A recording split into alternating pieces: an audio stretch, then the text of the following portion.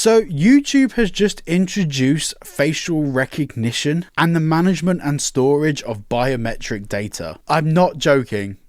This is, it's wild. But let's take a look at what this system is supposedly intended for. At the moment on YouTube, if someone uploads a duplicate video of your piece of content, so say if you upload a video and YouTube detects that video as elsewhere, it will alert you in a section about the content. It's basically a content ID system that allows you to either request deletion of the video, submit a copyright claim, or basically do nothing. Now, YouTube is rolling out the beta version of their likeness detection. Now, the likeness detection is essentially where it uses your biometric data within a video to scan other content to see if someone is using AI to make you say or do something that you didn't indeed say or do. Now, there's two arguments to be made here. There's the technological and principle argument, which I think a lot of us would agree with, like having the ability to remove content where someone is using your face and your voice to say something that you'd never say. I think we can all agree that that's a good systematic process. But then we have the other side of the argument, the more serious side of the argument. But before we get into that, if you're looking for a fantastic VPN, make sure to check out private internet access at the link down below. With the click of the button, you can change your device's location to one of 91 countries or 50 US states. This enables you to get around all sorts of restrictions that I'm not allowed to discuss because apparently it's illegal to suggest certain things on YouTube. But yeah, check them out. With the link down below, you get 4 months free and 86% off. Now let's discuss the elephant in the room. The reality of this is that Google and YouTube will be storing biometric data for all of their content creators and potentially even users, because the plan down the line is to open this up to anyone that uses YouTube to basically protect their identity online, which is the biggest oxymoron in the world. Start protecting how you appear in videos across YouTube.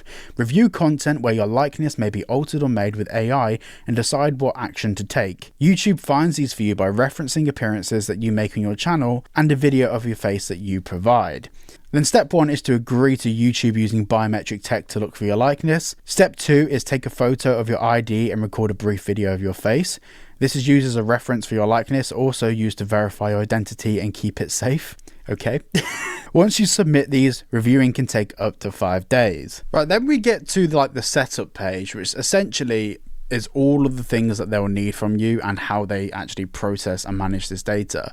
Now, when it comes to age verification for things like accessing certain websites, they will state that they delete that data immediately once they've confirmed your age. However, this is a much more concerning process because the only way that they can actually utilize the system that they've created to basically, scan a face and then match it to something else is if they store it. Now, storing data like this is, a lot of companies that claim that they get rid of it actually have another way of storing it, or there'll be a caveat in there of how they work with authorities or law enforcement. In the case of YouTube just keeping this data, it is hugely risky because YouTube and Google aren't bulletproof. They can be hacked and they have been hacked. And, we can talk about the ones that we know about, but imagine all the hacks that we don't know about. I think in the past, a lot of people go back to historic hacks that have taken place with companies like Google, and we look at what information was stolen back then, like email addresses and passwords and stuff. But the only reason it was email addresses and passwords before is because that was the only information that was available to steal back then. When we start adding things in like copies of your passport and biometric data and all of this sort of stuff, you end up with the world's biggest security risk possible. And this is where we get to the next problem, because YouTube and Google have gone into massive amounts of detail about how secure their systems are, how much they invest into security. There's actually a big point for investors into Alphabet, the kind of parent company of Google. There's a huge kind of push with the fact that they are the most secure and everything. But the reality is those systems are only as secure as the person who has access to them. If someone logs into your account, they'll be able to download a copy of that passport. If someone at Google gets compromised or bribed in any form of way, they'll be able to access that information if they're in the right department. We don't need to think about the technological areas of security that Google have done really well on. And let's be honest about that, they have a lot of really good security measures. We need to talk more realistically about the security elements that are very human, the social engineering aspects of it that present these risks. And this is something that a lot of governments don't really understand. They can spend billions and billions and billions on these most high-tech security encrypted systems and dump a horrendous amount of money into the technology, but it's only as good as the weakest point. It's like building a really strong trailer to tow a boat or a car on. The trailer could be made from hardened steel, it could be a galvanized trailer as well. It can have all of this amazing stuff going on, but if the hitch is made out of a piece of string, it's going to detach itself from the car. And this is where my primary concerns come from, which is the weakness bottlenecks. And there's a lot of them in every single technological system. And it's something that is really hard to combat because it's a social issue, not necessarily a technological issue. We will give the brief video of your face, your full legal name, and the face and voice template to a unique identifier. And we will store them in YouTube's internal database for up to 3 years from the date of your last sign into YouTube.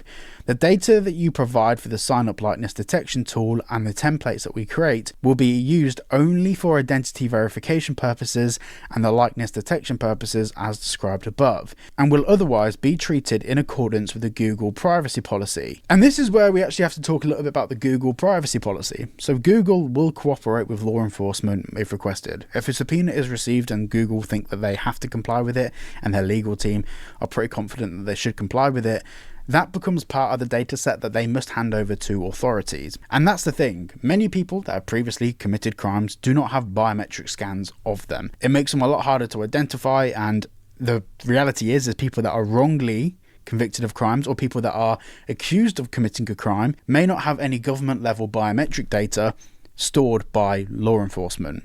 But the reality is if this data is stored on a Google account, Google will be obliged to hand over that information to the relevant authorities should a person be investigated, regardless if they actually committed that crime. I don't think I'm able to state enough how serious of a concern this is. This is like up there with Online Safety Act and Digital ID. Because Google have a much bigger reach than the British government, and there's more people using these systems than there are living in the UK. This is almost like a worldwide digital ID, and it's a little bit terrifying. I'm very keen to hear what you guys think about this down below, and while you're down there, make sure to check out Private Internet Access VPN to get 4 months free and 86% off, and I shall see you all in the next video.